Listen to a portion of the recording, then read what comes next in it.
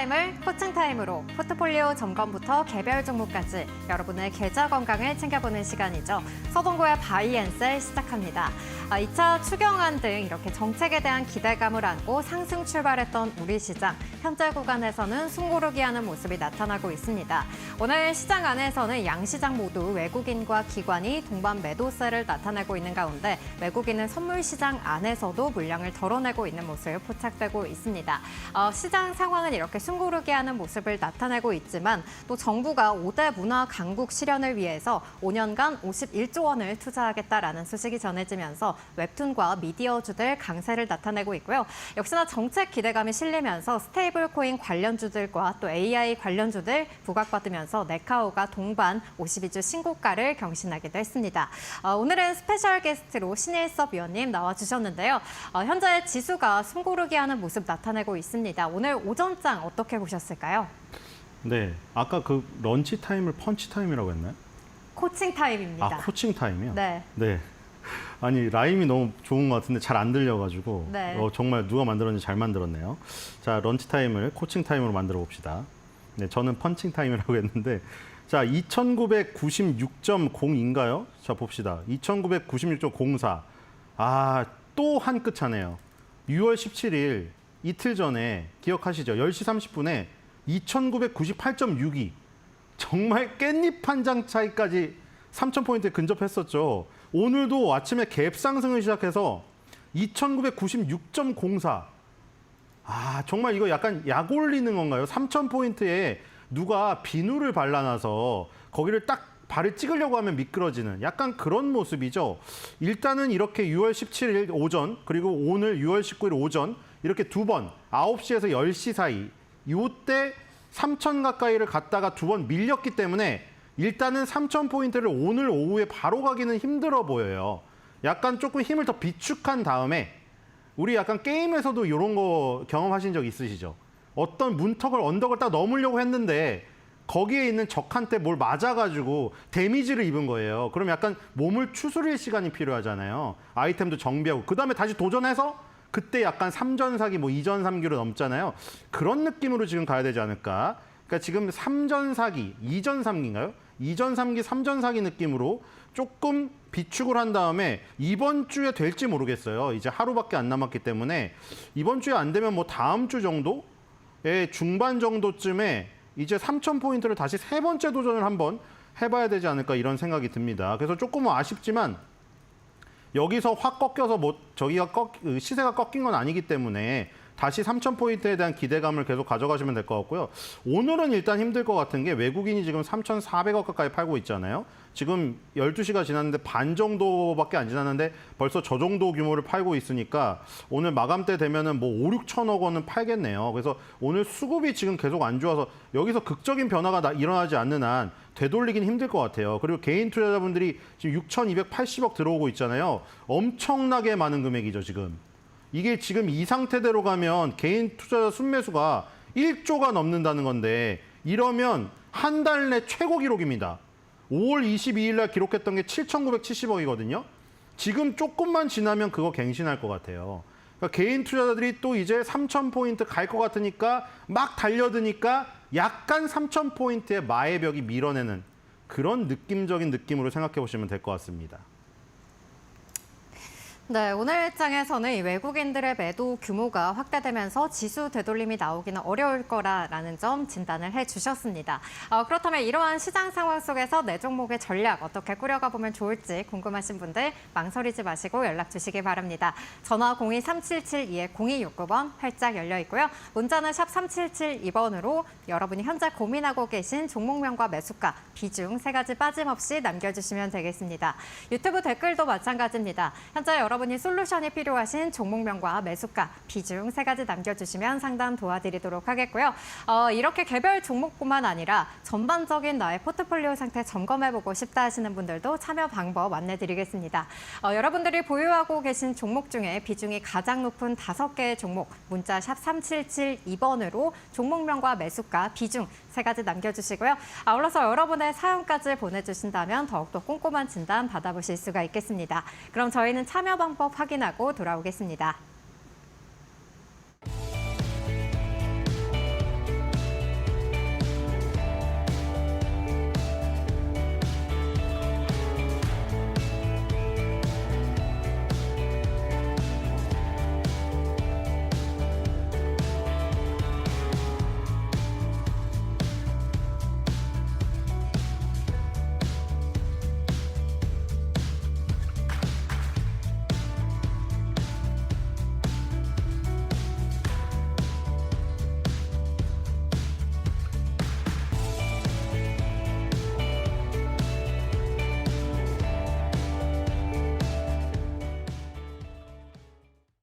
네, 시장에서 살아있는 종목을 골라야 달콤한 수익으로 이어지겠죠. 여러분의 포트폴리오를 점검하고 알찬 종목만 쏙쏙 뽑아 골라드리는 체리피킹 코너로 이어가 보도록 하겠습니다. 그럼 오늘은 어떤 시청자분께서 포트폴리오와 사연 보내주셨을지 바로 열어볼게요. 네, 오늘은 1831님께서 보내주셨습니다. 그래도 대부분의 종목들 살펴보니까 전기전자 업종 위주로 구성하셨다는 점 확인을 해볼 수가 있겠고요. 수익률도 이렇게 플러스 수익률과 마이너스 수익률이 혼재되어 있는 모습 볼 수가 있겠습니다. 종목별로 살펴보자면 삼성전자 오늘 6만 원을 터치하는 모습도 나타내기도 했는데 최근에 AMD와 또 브로드컴의 5세대 HBM을 공급한다라는 소식이 전해졌습니다. 하지만 이 SK 하이닉스와는 좀 다른 양상이 펼쳐지고 있다는 점 계속해서 주목을 해봐야겠고요. 롯데 에너지 머티리얼즈 최근에 2차 전지 기업들이 LFP 배터리 생산에 또 주목을 하고 있는 모습입니다. 롯데 에너지 머티리얼즈도 마찬가지로 LFP 파일럿 라인을 생산을 해서 앞으로 이 시제품을 또 고객사에 공급을 했다라는 그러한 소식들도 전해지고 있고요. LG화학 같은 경우는 이 석유화학에서는 개선 가능성이 보이지만 양극재 판매량 여전히 감소를 할 것이다라는 전망들 나오면서 2분기에도 영업이익 감소는 불가피할 거란 전망 함께 나오고 있습니다. 네이버 같은 경우는 최근 이 정부에서 또 AI 정책 모멘텀 실리면서 오늘도 52주 신고가를 경신했고요. 이렇게 두 자릿수대 수익률을 기록을 하고 있습니다. GST는 오늘 또 이 LG U+와 함께 이 냉각 장치를 개발했다라는 소식 전해졌는데요.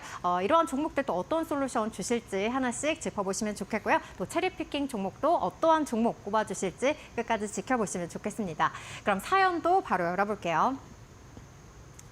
네, 1831님의 사연입니다. 2차 전지 비중 추가는 절대 금지하고 싶고 나머지는 추가 의향이 있습니다. 진단 부탁드립니다. 이렇게 남겨주셨습니다.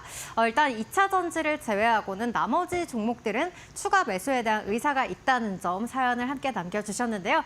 그렇다면 각 종목들 현재 어떠한 위치에 놓여져 있는지 각 종목들 주가 흐름 자세하게 짚어주시죠. 네, 제가 하면 되나요? 네. 2차 전지 절대 매수하지 않겠다고 했는데 아마 이것 때문에 뭔가 더 깊은 사연이 있을 것 같은데 이거 솔직히 다들 아시죠? 이게 사실 어떤 역사 속에서도 이런 거 많이 나오거든요. 이른바 광기죠. 이 어떤 광기로 굉장히 쏠림 현상 나타날 때 있잖아요. 근데 그 소용돌이 안에 있고 그 시기에는 거기에 무슨 어떤 태클을 못 걸어요. 왜냐면 사람들이 전부 광기에 취해 있어가지고 아시죠? 이게 이른바 눈 돌아간다고 하죠. 거기에서 예를 들어 반박하는 의견 내잖아요. 그렇죠? 실제 사례도 있었잖아요. 반박하는 보고서나 이런 거 나왔을 때 어떻게 진행이 됐었나. 그때 지금은 이제 조금 그래도 시간도 지났고 조금 식었으니까 조금 되돌아볼 수 있죠. 이성적으로.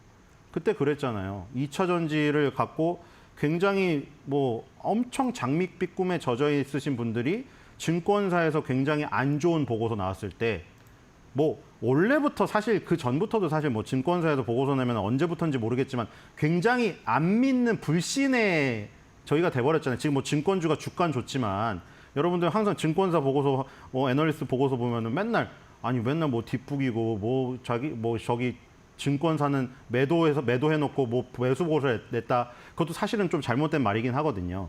그러니까 우리가 호가창에 나오는 매수 매도 증권사랑 그 매수 의견 내고 매도 의견 내는 증권사랑 그거랑 다른 거 아시죠? 그거는 창구거든요. 창구. 어떤 증권사 계좌를 이용하는가고 그 증권사 계좌를 이용했다고 그 증권사가 매수를 하는 건 아니죠. 근데 어쨌든 간에 불신의 벽이 그걸 다 만든 거죠, 결국. 그래서 그때 돌아보시면 그렇잖아요. 2차 전지에 대해서 조금만 티끌만한 어떤 저기만 지적을 해도 엄청나게 알레르기 반응을. 그렇죠? 그때 토도 못 달았죠, 솔직히. 토도 달기 힘든 분위기였어요. 그런데 지금에 와서는 그런 것들에 대한 어떤 뭐 조금 경고를 들었으면 어떻게 할까. 뭐 이미 뭐 지나버렸기 때문에 지금 사실 이 시장이 아까 전에 말씀드린 대로 3,000포인트를 거의 깻잎 한 장 차이로 2번을 찌르고 있는데 지금 코스닥에서도 아직도 시가총액 상위를 차지하고 있는 에코프로 비행과 에코프로 전혀 지금 시장의 온기가 1도 안 들어오고 있잖아요. 그러니까 이게 광기로 인해서 엄청나게 부풀어 오를 때는 거품을 만들지만 그게 빠져나가고 나면 거품이 순식간에 없어져 버리고 그 햇빛이 딱 쬐는 시기가 왔을 때 막상 그 타이밍에는 전혀 빛을 못 보는 이런 것들이 그 2차 전지만 그런 게 아니에요. 과거에도 다 있었어요. 과거에 예를 들어 자문사 7공주라고 해서 막 화학주 엄청 갔었죠. 지금도 여기 LG화학이 들어있어서 뭐 그 얘기를 드리는 건데, 물론 다른 종목이 플러스 났기 때문에 뭐 LG화학이 전체를 차지하고 있지는 않기 때문에 뭐 편하게 들으시면 될 것 같아요. 예전에 LG화학을 포함해서 자문사 7공주하고 뭐 차화정에서 그 시절에 엄청나게 뜨겁게 갔던 종목 중에 하나거든요. LG화학, 롯데케미칼 지금 주가 막 계속 내리꽂고 있잖아요. 그러니까 우리나라는 뭐냐면 지금 방산주, 옛날에 방산주 어땠어요? 지금 삼성테크인이 갖고 있던 거 하나가 갖고 와서 한화 에어로스페이스가 된 거죠. 삼성이 방산 포기한 거잖아요. 그러니까 지금 그게 뭐냐면 그때는 삼성도 포기할 정도로 방산이 별로 유망하지 않았다는 거예요. 물론 방산이 유망하지 않았다는 표현보다는 삼성이 다른 데 집중하려고 한 거죠. 바이오나 이런 거. 어쨌든 간에 한화로 넘겼잖아요. 그러니까 지금 그때는 분명히 지금처럼 방산이 클지 몰랐었겠죠. 바이오에 더 투자하고 싶었겠죠. 그러니까 얘기 드리고 싶은 건 그거예요. 우리나라 증시는 그런 게 특히 심하다는 거죠. 미국 증시는 그냥 솔직히 지수에만 투자해도 편하게 오르는데 우리나라 주식은 그때 완전히 킬러로 뜨는 섹터가 있어요. 그 킬러 섹터에 몸을 잘 타면 우리나라 장에서 떼돈을 벌 수가 있는 것이고 미국 장보다 더 화끈하게. 오히려 아까 전에 말씀드린 대로 반대로 완전히 역으로 타버리면 더 큰 피해가 발생되는 게 우리나라 증시예요. 지금 과거에 후줄근했던 방산이 지금 화려한 방산이 된 거나 아니면 과거에 화려했던 2차 전지가 지금 후줄근한 2차 전지가 된 거나 똑같아요. 그런 것들은 지금 영원히 반복될 거고 지금은 뭐 조방원이라고 불리우는 그쪽이 엄청나게 강하죠. 이 조방원도 영원하리란 법이 또 없어요. 그렇죠? 이렇게 뜨거울 때 그 2차 전이나 차화정의 경험을 살려서 지금 조방원에 대해서 야 이거 예를 들어 한화에어로스페이스 너무 약간 좀 거품기가 있지 않을까? 이런 말도 지금 자기가 아무리 광기에 치였더라도 이성을 조금 찾고 티끌만한 어떤 조금 비판이 있을 때 조금 귀 기울여보는 그런 것도 필요하지 않을까 저는 그런 생각이 들고요. 일단 보겠습니다. 마이너스 난 거부터 보죠. 마이너스 난 거부터.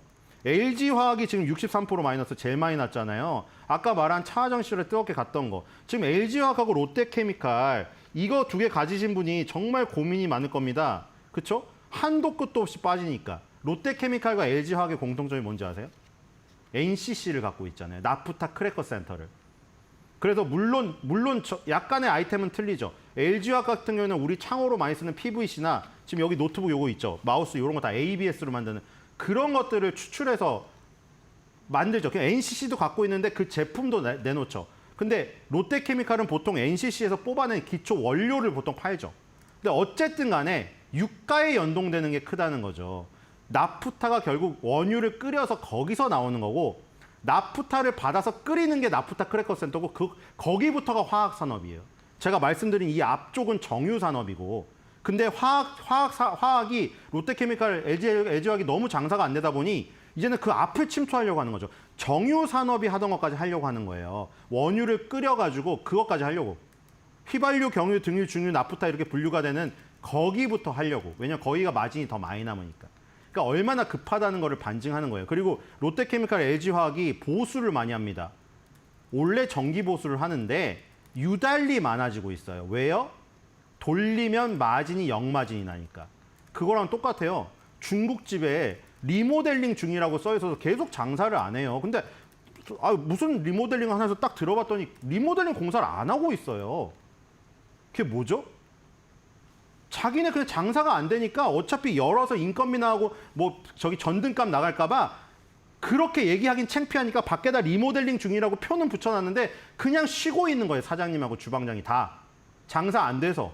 그게 지금 롯데케미칼, LG화학이 그런 거예요. 겉으로는 정기 보수라고 걸어놓고 정기 보수 기간이 뭐 2달, 3달 원래 그런데 6개월 이상을 정기 보수를 해요. 그럼 그거는 정기 보수하고 있는 게 아니라 돌려서 뽑아내도 역마진 나서 그런 거예요. 그러니까 지금 롯데케미칼, LG화학은 지금 이 바닥에서 턴어라운드 하려면은 아직도 갈 길이 멀어요. 지금. 그렇기 때문에 이 LG화학은 여기서 뭐 물을 타가지고 10%라고 물을 타고 싶을 수도 있잖아요. 야, 이거 10%인데 나 물을 타가지고 마이너스 63%를 마이너스 30%로 하면 30%만 오르면 본전 아니야? 이 생각할 수 있잖아요. 물은 어디다 타야 되냐면 지금 수익 많이 나고 있는 거에 타야 돼요. 제일 많이 나고 있는 거 어디입니까? 네이버. 네이버에다가 10%를 넣어야지 추가 매수를 LG화학이 하면 안 되죠.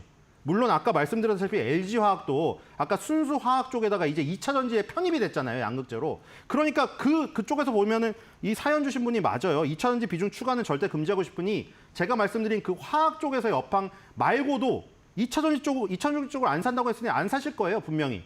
그렇죠? 안 사실 거니까 걱정은 안 되는데 다른 종목에서도 그렇게 하라는 얘기죠. 마이너스가 마이너한 종목에 물을 타는 게 아니라 물을 탄다면 지금 현금 비중이 남아 있으니까 하는 얘기죠. 물을 탄다면 올라가는 거에 물을 타서 거기서 수익 낸 분을 마이너스 난 거랑 상쇄해서 파는 게 나아요. 무슨 얘기인지 아시겠죠? 네이버에다가 지금 예를 들어 10% 탄다고 가정을 해봐요. 그럼 20%가 될 거 아니에요? 그럼 수익금은 2배가 될 거죠. 수익률은 그대로라도 돈이 2배가 됐으니까요. 그럼 거기서 난 수익금하고 LG화학에서 마이너스가 난 손실금을 이 꼬르가 되는 데서 잘라내요. 그럼 손실분이 계속 더 빠지겠죠. 그게 훨씬 더 좋은 거예요. 근데 그걸 반대로 하면 어떻게 돼요? LG화학에 물을 타요. 그러면 네이버가 오르긴 오르겠죠. 근데 LG화학에 금액이 더 많이 들어가 있잖아요. 만약에 시나리오대로 안 오르면 어떻게 돼요? 그럼 손실금이 2배가 된다니까요. 그러니까 반대로 해야 돼요. 지금 물을 탄다면. 그러니까 LG화학은 그 업황하고 이 마이너스 난 부분을 어떻게 해야 되는가를 설명하기 위해서 설명한 거고 어차피 2차 전지도 안 산다고 했으니까 이제 그만 얘기할게요. 자, 네이버 이제 얘기해 보면은 네이버가 가장 수익이 많이 났기 때문에 여기서 추가 의향이 있다고 하면 의향이 있다고 하셨으니까 여기다 물을 타세요. 탄다면.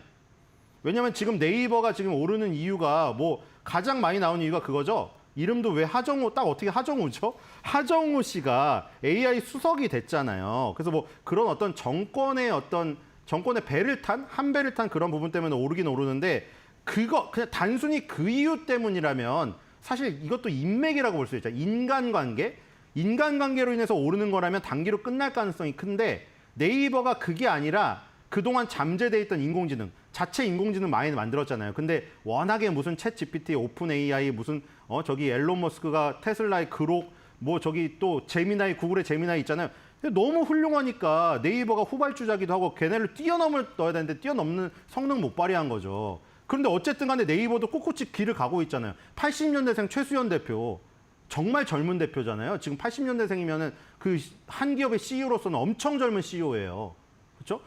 앉혀가지고 제일 트렌드 있게 나가려고 네이버의 옛날의 그 구시대적인 그런 것들을 벗어내려고 노력을 하고 있는데 그런 성과가 하나둘씩 나타난다면은 그렇죠? 네이버가 여기서 그 기사회생의 기회가 있는 것이죠. 그리고 기술적으로도 그게 나타납니다. 기술적으로 기사회생의 기회는 어디냐면 연봉을 맨날 볼 필요는 없죠. 하지만 연봉이 머릿속엔 있어야 돼요. 내가 투자한 종목이면은. 10년 선을 깨지 않으면 밥그릇은 깨지 않는 거예요. 예를 들어서 코로나가 2020년에 있었죠. 코로나는 우리가 감당할 수 없는 갑작스러운 블랙스완이잖아요. 검은 백조. 원래 백조가 다 하얀데 검은 백조가 태어날 확률은 거의 없죠. 길거리에 그 굴다리 밑에서 주워와야 검은 백조가 나오는 거예요. 그 정도의 확률이기 때문에 우리가 감당할 수 없는 위기가 오니까 모든 주식이 다 박살이 나요. 그런데 그때도 보시면 네이버가 10년 선을 안 깼잖아요. 여기 보시면 밑꼬리가 10년 선에 핑크색이 10년 선이에요. 정확히 지금 매달려 있죠. 그렇죠? 그리고 2011년에 뭐 있었습니까? 9.11 테러. 그때도 10년 선을 안 깼네요. 그렇죠? 그런데 만약에 지금 10년 선을 깬다. 그 얘기는 뭐예요? 9.11 테러라던가 아니면은 뭐 지금 서브프라임이라던가 우리가 지금 어떻게 예측할 수 없는 위기가 왔을 때보다도 위기라는 거예요. 지금 그 위기는 아니잖아요. 뭐 경제 위기라고 얘기하는 사람도 있는데 만년 경제 위기인 거고 그거는 코로나라던가 서브프라임이 오지 않았잖아요. 그런데도 10년 선을 만약 깨면 그건 뭐예요? 자기 밥그릇이 깨진 거예요. 전문 용어로 BM, 비즈니스 모델이 깨진 거라고요. 그 얘가 뭐 LG화학 얘기는 안 한다고 했으니까 이분이 갖고 계신 거니까 롯데케미칼 얘기를 듣게요. 비슷하니까. 보세요. 롯데케미칼 지금 어떻게 됐나. 10년 선은 물론이고 20년 선까지 깼죠. 2020년 코로나 때 보시겠어요? 롯데케미칼? 코로나 때도 20년 선 안 깼습니다. 롯데케미칼이 바로 그런 경우예요. 지금 코로나급 위기가 아니잖아요. 코로나급 위기도 아니잖아요. 그러니까 코로나 위기는 아니고 코로나급 위기도 아니죠. 그런데 지금 20년 선 깨졌죠. 그럼 롯데케미칼은 무슨 얘기예요? 비즈니스 모델이 깨졌다니까요. 자기네 밥그릇이. 얘네는 지금 경제 위기가 아닌데도. 그러니까 이런 거는 비즈니스 모델이 깨져버렸기 때문에 경기가 회복기에 돌아도 안 돼요. 그러니까 아까 말한 대로 장사가 다시 잘 될 수 있는 경기가 와도 중국집 주방장이 짜장면을 만들지 못하는 거예요. 손을 다쳤거나 요리 실력을 잃어버린 거죠. 바로 그런 것이고 네이버는 그 최후의 보루를 안 깬 거죠. 그렇기 때문에 기술적인 마지노선이 지킨 거예요. 거기서 지금 올라가고 있잖아요. 최후의 보루가 안 깨진 상태에서 지금 이 가격에 35% 이미 수익이 시기 때문에 여기서 만약에 위로 우리가 2021년에 최고가 46만 원까지는 가정은 안 할게요. 이거는 역사상 최고가였기 때문에 가장 네이버 역사상 그동안에 뜨거웠던 때니까 여기까지는 가정을 안 하더라도 지금 최저 마지노선에 있잖아요. 아까 마지노선이 뭐라고 했죠? 밥그릇이 깨지는 그 마지막 라인. 거길 깨지 않은 선에서 걸쳐 있는데 35%가 났으니 우리는 더 많은 부분을 바라볼 수 있다는 거죠. 이제. 그렇죠? 그렇기 때문에 이거를 추가 매수해서 오히려 30만 원 이상을 가서 아까 제가 말씀드린 대로 여기서 난 수익금을 가지고 정말 보기도 싫은 LG화학의 손실금을 상쇄시켜서 팔아버려서 그럼 LG화학의 비중을 5%로 줄인다면 마음의 부담도 반으로 줄어드는 거죠. 그렇게 하시면 아주 좋은 것 같고요. 다른 것보다는 이제 삼성전자를 볼게요. 비중이 가장 많기 때문에. 그렇죠? 지금 요거를 일일이 다 봐드릴 수도 있지만 중요한 것만 3개 하는 거예요. 손실 가장 많이 난 거, 수익 가장 많이 난 거, 그 2개 상쇄해서 파는 방법 알려드렸고 그다음에 이제 제일 중요한 건 비중 제일 많은 거죠. 비중이 4분의 1을 차지하고 있는 삼성전자잖아요. 자, 삼성전자를 갖고 계신 분들이 지금 상대적 박탈감을 느끼는 이유가 뭐죠? SK 하이닉스 때문에. 너무 열받죠, 솔직히. 아니, 시총도 2이고 물론 지금 HBM4를 선점해갖고 엔비디아랑 끈을 끈덕지게 갖고 가고 있긴 하지만 어쨌든 메모리 반도체에서 점유율이 우리가 한동안 1위였는데 최근에 1위까지 뺏겼더라고요 또. 근데 어쨌든 계속 강자를 유지하고 있었는데 왜 이렇게 됐을까 우리가. 아무리 그래도 지금 저기 지수가 3,000을 가까이 가는데 삼성전자가 6만 원을 못 간다? 와 정말 미칠 노릇이다. 그럼 아까 전에 그걸 봅시다. 과연 삼성전자가 만약에 롯데케미칼 같은 신세가 됐으면 여기서 또 그렇게 행동하셔야 돼요. 25% 비중을 줄여야죠. 자, 삼성전자도 볼까요? 정말 절묘하죠. 네이버랑 똑같습니다. 10년 선에 정확히 걸쳐 있죠. 이것도 여기가 마지노선이거든요. 보시겠어요? 네이버보다 삼성전자 역사가 더 오래됐죠? 더 뒤로 갈 수 있습니다. 2008년 서브프라임 있었죠. 그때 다 무너졌잖아요. 미국 박살나고 요즘에도 유튜브에 예전에 2008년 그 미국의 그 증시 뉴스 진행하는 앵커들 그 동영상 돌던데 화질은 조금 안 좋지만 다 막 경악한 표정으로 세계 증시가 막 40% 폭락했습니다 이러고 있었죠. 그런 끔찍했던 시기에도 2008년에도 10년 선이 안 깨졌습니다. 삼성전자는. 그리고 2020년 코로나 때도 안 깨졌죠. 이번 연도 시작점에서 깨졌죠. 깨질 뻔했죠. 여기 시작점이. 양봉은 시작점이 밑에잖아요. 밑에 지금 시가가 이번 연도 시가가 52,700원이었어요. 여기서 밀렸으면은 10년 선이 깨지는 일이거든요. 그럼 무슨 의미예요? 아까 말한 대로 서브프라임 때도 코로나 때도 저희 9.11 테러 때도 안 깨졌던 그 자리를 지금 깨진다고? 그건 삼성전자 밥그릇이 깨진 거예요. 근데 거기선 극적으로 지금 걸쳐 있죠. 극적으로. 그럼 이거 네이버랑 똑같습니다. 만약에 여기서 이 위기만 벗어난다면 위로 열린 공간이 아래 공간보다 넓은 거죠. 지금 삼전도. 그러니까 삼전이 너무 안 움직이고 이분은 그래도 14% 수익이 낸다 났죠. 지금 3,000포인트 가가지고 막 하나에로스페이스 막 무슨 200% 나고 이랬는데 나 삼성전자 갖고 있어가지고 아직도 손실인 분도 많아요. 지금 어제 뉴스 보니까 개인 투자들 63% 계좌가 마이너스래요. 그러니까 지금 삼성전자 가신 분뿐만 아니라 그러신 분들이 많다는 거예요. 근데 삼성전자도 포기하지 않아도 된다는 거죠. 그 마지노선이 안 깨졌으니까. 네이버랑 삼성전자도 롯데케미칼처럼 됐으면은 폐기 처리, 패전투수를 투입해야 돼, 거기는. 패전투수. 우리 패전투수 언제 투입하죠? 졌을 때, 질 것 같을 때, 질 게 확정됐을 때. 최근에 LA 다저스 경기 보세요. 로버츠 감독이 차이 많이 나니까 누구 투입합니까? 그 야수를 투입해서 투수를 시켜요. 상대방한테 당연히 동의를 구하죠. 안 그러면 상대방이 빈볼 던집니다. 그러니까 패전 처리 투수를 투입해야 되는 건 롯데케미칼, LG화학 같은 경우. 거기는 이제 아까 전에 말한 대로 패전 처리 투수 투입해서 지금 제가 방법론도 드렸잖아요. 네이버의 수익금을 거기다가 상쇄해서 파는 거. 이렇게 패전 처리를 해야 되는 것이고 삼성전자, 네이버는 마지노선을 지켰기 때문에 위로의 포텐이 더 많으니까 지켜가야죠. 대신에 삼성전자는 비중이 많으니까 여기서 더 늘리진 말고 비중을 네이버를 늘려라. 그래서 네이버를 20% 정도 늘리면 이제 삼성전자랑 네이버 합쳐서 절반 정도 차지하겠죠. 그래서 요렇게 가고 아까 수익금으로 LG화학이나 롯데 머티리얼즈, 에너지 머티리얼즈 이 손실 50%, 60% 난 것들 이거 처리해서 비중 줄이면 부담감 확 내려갑니다. 그리고 GST 같은 종목은 다크호스로 놔두고요. 이거 데이터 센터 액체 냉각에 관련된 것들이잖아요. 그래서 이제 그렇게 되면 LG화학, LG화학, 롯데에너지 머티리얼즈 비중을 덜면서 마음의 부담도 덜고 그걸로 만들어진 현금 비중을 가지고 또 추가 투입에 어떤 그 부분을 가늠해 볼 수가 있겠죠. 네, 여기까지 또 위원님의 각 종목에 대한 의견들 들어봤는데요. 그럼 포트폴리오에 대한 한마디 어떻게 정리를 해보면 좋을까요? 네, 업종 대표주의 힘을 보여줍니다. 자, 이분이 이제 잘하신 건 그거예요. 막 엄청 잡주들, 그건 진짜 피곤해. 어떻게 솔직히 말을 못 하겠어요, 그러면. 정말 소형주 막 잡주들 막 100원, 500원짜리들이 수두룩한 포트폴리오 있잖아요. 그거는 패전 처리도 힘듭니다. 그건 그냥 콜드게임 선언해야 돼. 콜드게임 패. 근데 이분은 일단 다 업종 대표주 굵직한 걸 하셨다는 게 정말 좋아요. LG화학도 지금 패전 처리를 해야 되긴 하지만 업종 대표주예요. 삼성전자, 네이버 전부 마찬가지입니다. 지수가 이렇게 3,000포인트를 갖고 움직일 때는 굵직한 걸 해야지 소형주 하면 안 움직입니다. 그래서 이분은 일단 업종 대표주를 했기 때문에 업종 순환매의 어떤 이 지금 그 따뜻한 온기가 올 수가 있다. 이렇기 때문에 업종 대표주의 힘을 이제 보여주기만 하면은 이분은 행복하지 않을까 이런 생각이 듭니다. 네, 모든 종목 보유하되 추가 매수는 오히려 네이버처럼 올라가는 말에 올라타자라는 명쾌한 솔루션 제시해 주셨습니다. 1831님 계좌 운용에 도움되시길 바라겠고요. 여기까지 위원님의 또 꼼꼼한 솔루션 받아봤습니다. 이렇게 개별 종목이 아니라 나의 전반적인 포트폴리오 건강 상태를 체크하고 싶다 하시는 분들 문자 샵 3772번으로 여러분들이 보유하고 계신 종목 중 비중이 가장 높은 5개의 종목, 종목명과 매수가, 비중 3가지 빠짐없이 적어서 보내주시기 바라겠고요.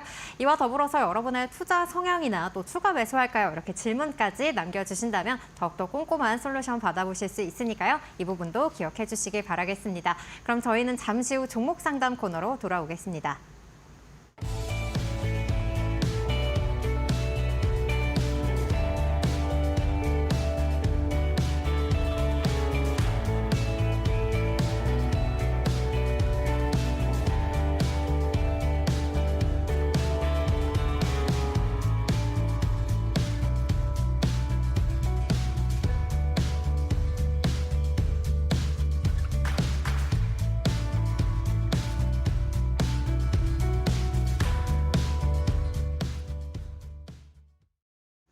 네, 첫 번째 시청자님 전화로 만나보도록 하겠습니다. 시청자님, 안녕하세요.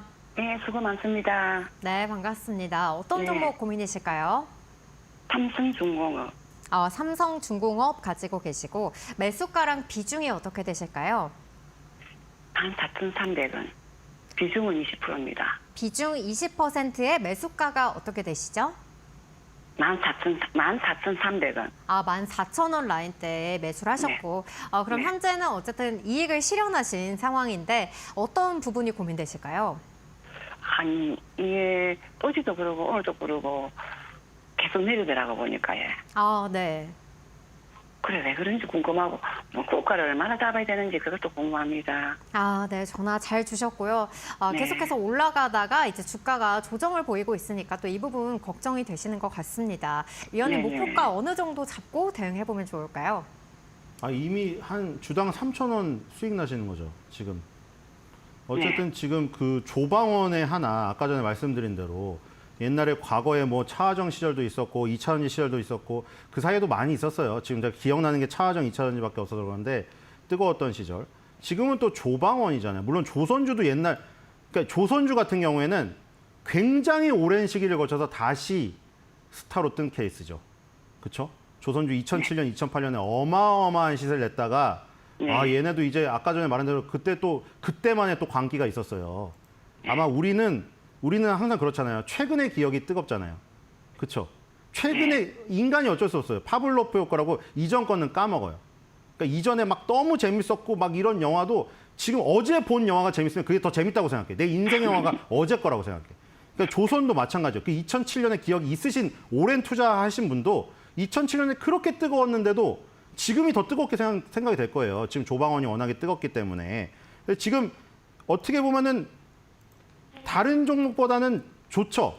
예를 들어 아까 전에 화학 같은 경우는 차화정 시절에 있었는데 지금 처참하게 무너졌고 2차전지는 뭐 어차피 텀이 별로 안 됐으니까 아직 조금 더 식어야 되는 것이고 조선주는 굉장히 오랫동안 거의 뭐 20년 가까이 식은 다음에 다시 한번 엄청나게 불이 붙은 케이스죠.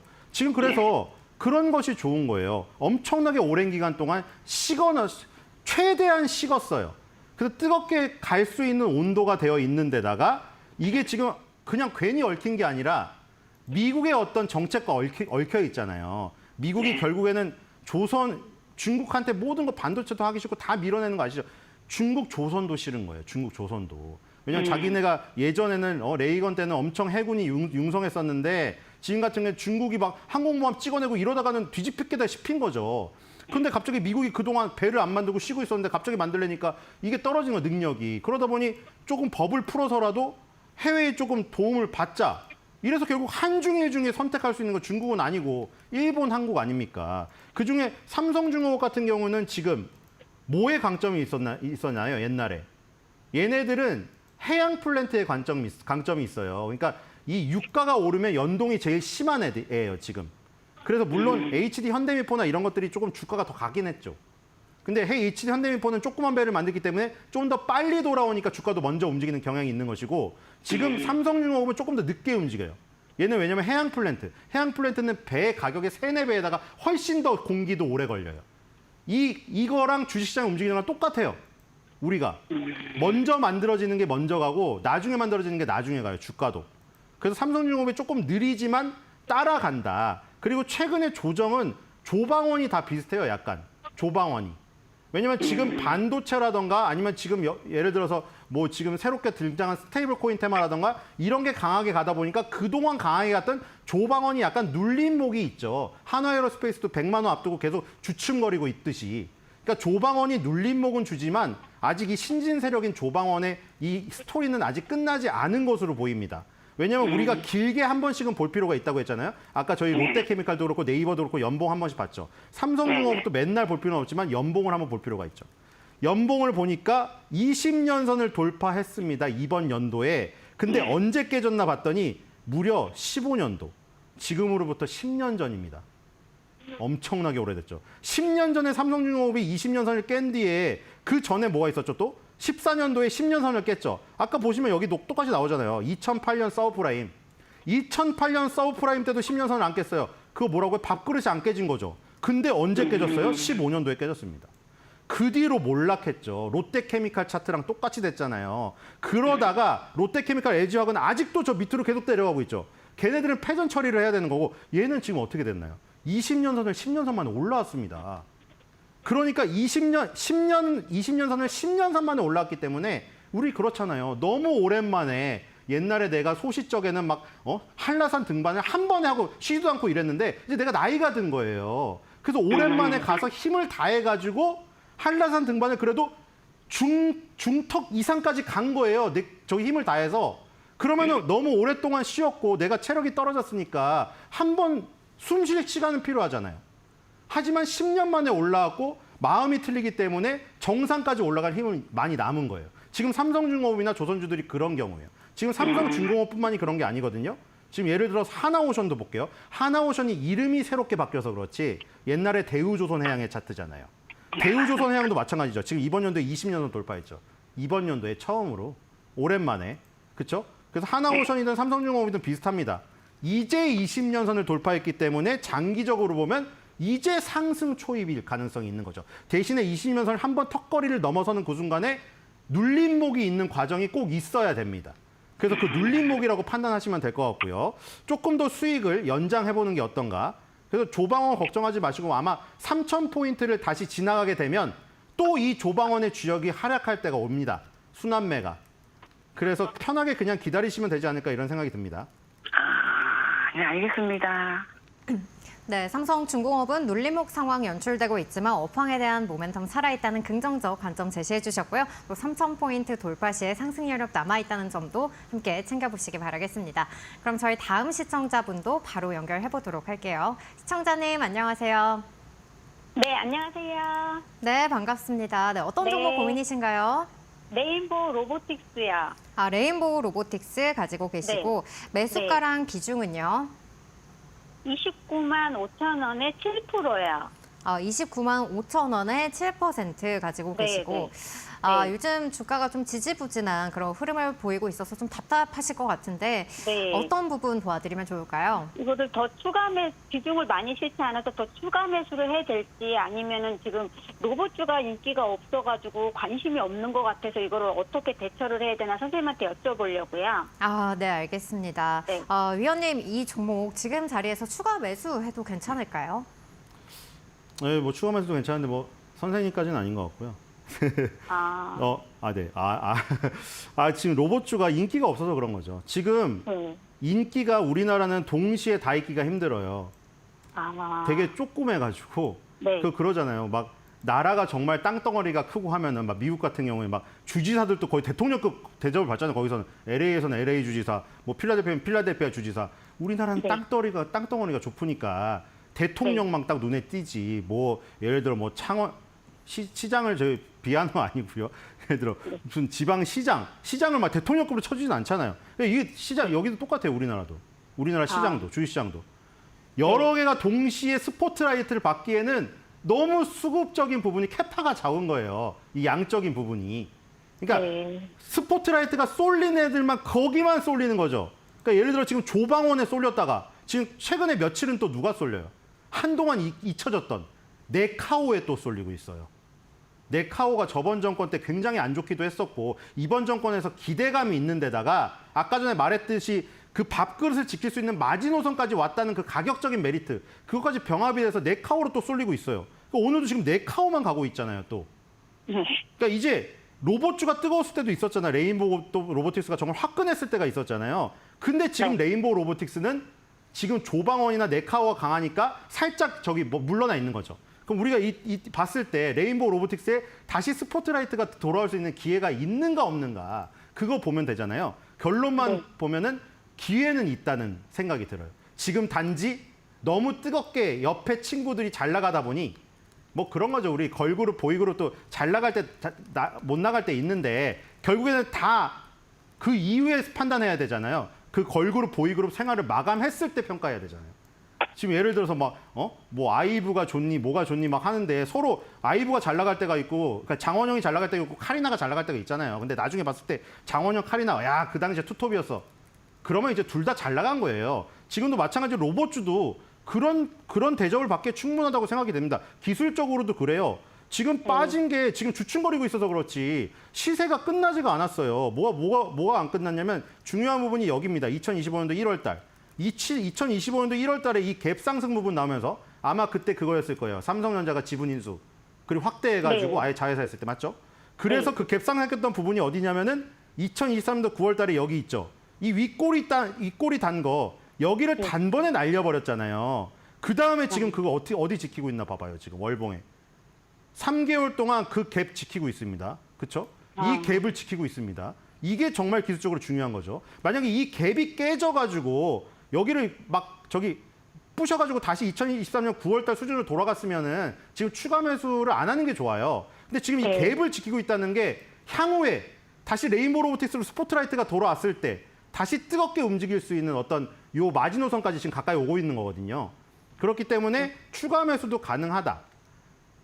이런 파인다이 들고요. 왜냐 지금 한 자릿수밖에 없기 때문에. 그리고 레인보우 로보틱스가 그게 있죠. 원래 지금 F&B에서 활약하고 있거든요. 푸드 앤 베버리지.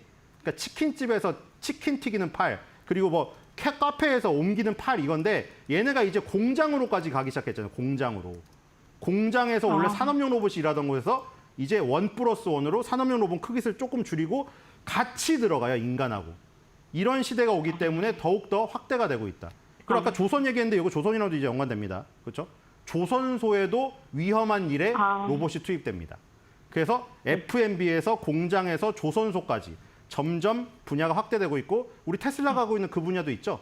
나중에 먼 미래긴 하지만 집안에 이제 그 옵티머스 같은 그런 로봇 들이는 거기까지 생각한다면 아주 그렇죠. 미래가 밝죠. 네. 그러면 선생님 이거를 만약에 추가 매수 지금 조금씩 해서 양을 좀 늘리고 얼마까지 보면 될까요? 네, 일단 25만 원에서 27만 원 사이에서는 추가 매수해도 될 것 같고 목표가는 35만 원 선으로 잡으면 될 것 같습니다. 네. 너무 감사합니다. 네, 레인보우 로보틱스는 시세가 아직 끝나지 않은 상황 속에서 25만 원과 27만 원 라인 추가 매수 가능하고요. 또 1차 목표가는 35만 원으로 제시해 주셨으니까요. 이 부분 참고하시길 바라겠습니다. 저희 다음 시청자님은 문자로 만나보도록 하겠습니다. 0521님께서 남겨주셨고요. 종목명은 삼성증권, 매수가는 5만 9천 원에 비중은 10% 가지고 계시다고 남겨주셨습니다. 삼성증권 오늘 시장에서는 1%대 하락한 채 움직이고 있는데 그래도 수익권에서 계속 머무르고 있는 상황입니다. 그럼 지금 자리 어떤 부분을 좀 도와드리면 좋을까요? 네, 일단 뭐 저 오늘 스페셜이고 그러니까 장기적으로 자꾸 봐드리는데 왜냐면 제가 원 포인트로 하더라도 항상 장기적인 걸 머릿속에 넣고 단기적인 판단할 수 있게 해드리는데 제가 평행이론을 발견했습니다, 지금. 이거 지금 제가 미리 받은 게 아니라 지금 실시간으로 받는 거거든요. 지금 제가 펴보고 받았어요. 아까 말했던 삼성중공업하고 삼성증권, 삼성이잖아요. 지금 똑같습니다. 정말 평행이론이죠. 신기하죠. 뭐가 똑같냐면 보세요. 삼성중공업 아까 설명드렸죠. 20년선 언제 깨졌다고요? 2015년. 10년 전에 20년선 깨지고 20년선, 21선이 아니에요, 이거는. 20년선이라는 초장기적인 선이 깨졌다는 거는 밥그릇이고 뭐고 다 날아간 거예요. 얘는. 그 이후로 10년 만에 20년선 올라온다고 해서 제가 삼성중공업이 초기일 가능성이 크다고 얘기해드렸죠. 근데 정말 희한하게 삼성자 들어가는 삼성증권 똑같습니다. 2015년 똑같죠? 10년 전에 20년선이 붕괴됩니다. 그리고 그 전에 어디죠? 10년선 붕괴된 거 보이시죠? 여기 언제도 붕괴 안 됐어요? 이건 더군다나 그래요. 왜냐? 이거 금융주잖아요. 서브프라임이 무슨 위기였어요? 금융위기로 다 박살났잖아요. 골드만삭스니 뭐니, 그쵸? 리만 브러더스니 2008년에도 삼성증권은 10년선을 안 깼습니다. 그쵸? 그런데 언제 깼어요? 2012년에 깨기 시작합니다. 그리고 2015년에는 20년선까지 이탈되면서 완전 깨지죠. 그 다음에 주가 보세요. 이게 왜 안 중요한지, 왜 중요한지 보이시죠? 매년 여기 두들겼던 이 자리를 보세요. 너무 정확하지 않습니까? 이거 자대고 그어놓은 거 같지 않아요? 빨간색 20년선만 가면은 정말 신기하게 다 밀리죠? 매년 밀렸습니다. 10년 내내. 보이시죠? 근데 이번 연도에 어떻게 됐어요? 20년선 뚫고 여기 올라왔죠. 이건 뭐예요? 10년 만에 숨통이, 그러니까 삼성중공업이나 삼성증권은 쉽게 말해서 10년 동안 미라 상태로 있다가 주술사가 와가지고 주문을 불러서 갑자기 미라 10년 동안 미라였던 애가 붕대 풀고 지금 관에서 일어나고 있는 거예요. 관에서 일어나기 시작했다니까요. 지금 관뚜껑을. 10년 동안 닫혀있던 관뚜껑을 열고 머리를 내밀기 시작했다고요. 지금. 걔가 달리기 할 때까지는, 아니면 최소한 경보할 때까지는 내버려 둬봐야 되지 않을까요? 그렇기 때문에 삼성증권이나 삼성중공업이나 다 마찬가지입니다. 10년간의 봉인을 뚫고 이제 온 거예요. 기회가. 10년 만에. 그러니까 지금 그거를 명심하시면 될 것 같고, 그 기술적 의미를 조금 더 자세히 얘기하면 그겁니다. 예를 들어서 2015년에 삼성중공업하고 삼성증권에 물리신 분이 있다고 가정을 해봅시다. 내가 10년 만에 HTS 다시 깔았어요. 왜요? 뉴스에서 하도 무슨 3,000피 가고 어쩐다 또 뭐 주변에서 갑자기 돈 벌었다 이러니까 HTS를 오랜만에 깔은 거예요. 당연히 지웠겠죠. 얼마나 지긋지긋하겠어요. 10년 동안. HTS, MTS 다 지웠겠죠. 나 주식 절대 안 봐. 그리고 딱 열어봤는데 10년 만에 본전이 왔네. 그럼 어떻게 생각할까요? 10년 동안의 물가 상승률 생각할까요? 10년 전에 짜장면 가격이 2,000원이었는데 지금 10,000원이니까 5배가 올랐는데 이건 제 자리면은 이거 저기 마진 안 남은 거잖아. 이렇게 생각할까요? 아니요.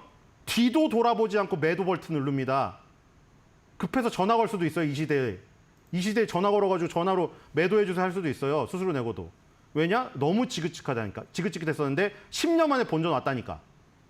그런 매물을 소화하고 날랐다는 거죠. 그게 기술적으로 중요한 거죠. 그걸 악성 매물이라고 합니다. 10년, 20년 쌓인 매물. 그 매물을 먹고 날랐다는 거는 그 굉장히 중요한 관문을 넘어섰다는 것이죠. 그러니까 삼성증권, 삼성중공업은 굉장히 초반일 가능성이 있는 것이죠. 그러니까 팔 필요가 없다. 이렇게 정리가 되겠습니다. 네, 삼성증권이 10년간의 악성 매물을 소화하고 시세가 나오고 있는 상황입니다. 계속해서 홀딩하시면서 수익 극대화하는 전략 가져가 보시길 바라겠습니다. 여기까지 오늘 사연들 만나봤고요. 현재 시장 여전히 약보합권에서 움직임 나타나고 있습니다. 그렇다면 위원님, 오늘 오후장 우리 투자자분들도 어떻게 대응을 해보면 좋을까요? 네, 오늘은 일단 3,000피 도전은 끝난 것 같고요. 3,000피 도전은 기대하지 말고 3,000피 전에 지금 그 눌림목 과정이라고 생각하시면 될 것 같아요. 그리고 거래소의 주인공은 오늘 네카오고 며칠째 네카오예요. 지금 네카오로 완전 쏠려서 지금 그 전에 조방원이 죽었어요. 지금 원래 이래요. 그 네카오가 한 다음 주까지도 아마 네카오가 중심으로 갈 것 같습니다. 한번 스포트라이트를 저렇게 받으면 뜨겁게 움직이는 경향이 있기 때문이죠. 자, 코스닥은 조금 다른데 코스닥이 지금 아우가 조금 좋죠. 이것도 마찬가지죠. 아까 말한 대로 거래소 안에서 조방원이 죽고 네카오가 저기를 보듯이 거래소 코스닥으로 장으로 봐도 똑같아요. 형이 조금 못나면 대우 못 받으면 아우가 빛나는 거고 형님 먼저 아우 먼저 하면서 가는 거예요. 방향이 중요한 거죠. 어쨌든 지금 위로 가고 있으니까 내려가는데 그러면은 안 좋은 거죠. 형 네가 못났니 네가 못났니 해서 형 아우가 다 망하면 나라가 저희 가정이 망하는 것이고 근데 지금은 둘 다 좋아지는데 시속 게임 하는 거죠. 오늘은 코스닥이 좋은 것이고 지금 코스닥을 보니까 펩트론 그렇죠? 펩트론 그다음에 HLB 지금 바이오주가 좀 좋아 보이네요. 그래서 지금 이것도 계속 돌아갑니다. 지금 보면 4대 천왕이라고 불렀던 알테오젠, 펩트론, 에이벨바이오, 리가켄바이오 이런 것들이 오르다가 또 파마리서치, 휴젤 이런 것들이 좋다가 그러니까 지금 정리해보면 이거 바이오라든가 의료기기 이쪽이 강해요. 그리고 아까 말했듯이 이 지금 2차 전지는 아직도 온기가 돌아오지 않고 있으니 그 보일러가 완전 고장난 냉바닥에서 그 여름이라고 더우니까 버틸 수 있다고 냉바닥에서 자지 마시고 다른 방으로 옮기시면 될 것 같아요. 그래서 그런 부분을 보시고 또 이제 거래소가 가면 여기 코스닥이 또 조정받을 수 있다. 이런 시소, 순환매 이런 거 보시면서 어쨌든 방향성은 일단 위니까 조금 여유롭게 좀 대응을 하시고 3,000포인트 이상을 한번 바라보시면서 많은 사람들이 수익이 났으면 하는 바람이고 아까 전에 그 자료 말씀드렸죠. 아직도 개인 투자들 계좌의 63%가 마이너스라고 합니다. 그래서 여기서 아예 더 팍팍 올라가지고 마이너스 난 거 대부분 한 뭐 0%라고 하면 그러니까 한 30% 미만으로 떨어지게 개인분들 계좌 마이너스 난 게 30% 미만이 떨어질 때까지 뜨겁게 장이 올랐으면 하는 바람입니다. 네, 방향성 여전히 긍정적이다. 그리고 순환매 주의 깊게 살펴보자라는 점 언급해 주셨고요. 역시나 눌림목을 활용한 매수 전략 유효하다는 점도 챙겨보시기 바라겠습니다. 위원님 오늘 시청자분들하고 또 처음으로 이렇게 소통하시면서 상담도 하셨는데 어떠셨을까요? 네. 이런 스타일 방송을 되게 오랜만에 했거든요. 근데 역시 재밌네요. 쌍방향이. 맨날 혼자 떠드는 것보다 물론 아까 제가 대화를 조금 더 못한 부분이 좀 아쉽긴 한데 직접 얘기를 뭐 한다면은 조금 더 재밌고 저기 되지 않을까. 제가 혼자 목소리 높게 떠들어봐야 왜 소리 지르고 있어 해요. 근데 이렇게 대화를 하면은 저 사람이 소리 지르는 게 스타일이고 저거를 뭐 다그치는 게 아니구나 하는 걸 아실 수 있지 않을까 이런 생각이 듭니다. 다음에 또 기회가 있다면 더 깊은 심도 있는 그리고 대화를 좀 많이 하는 제가 직접 시청자랑 소통을 하는 앵커님을 빼고 네, 그런 기회를 갖도록 하겠습니다. 네, 오늘 위원님께서 또 속 시원하고 또 명쾌한 솔루션 제시해 주셨는데요. 여러분들도 참고해 보시길 바라겠습니다. 오늘 고생해 주신 위원님과는 여기서 인사 나누도록 하겠습니다. 위원님 고맙습니다. 네, 오늘 준비한 소식은 여기까지입니다. 포트폴리오 점검부터 개별 종목까지 꼼꼼한 전략을 제시해드리는 서동구의 바이앤셀. 저희는 내일 12시에 찾아오겠습니다. 시청해주신 여러분 고맙습니다.